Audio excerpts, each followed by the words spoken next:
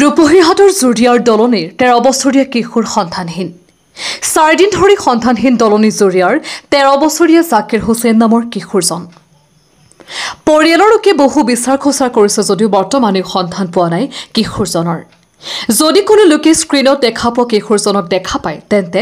8011555090 নম্বৰত যোগাযোগ কৰিবলৈ অনুৰোধ জনাইছে পৰিয়ালৰ লোকে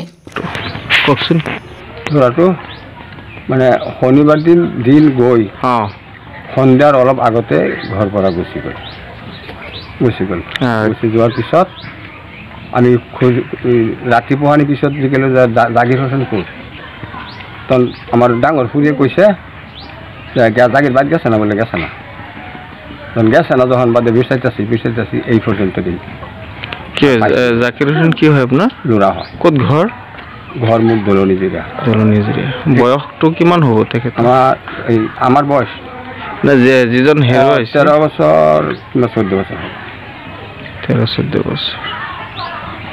এতিয়া কি ৰাইজক কি মানে কি ক'ব এতিয়া ৰাইজে ইয়াৰ পৰা গৈছে বুলি ক'ব আৰু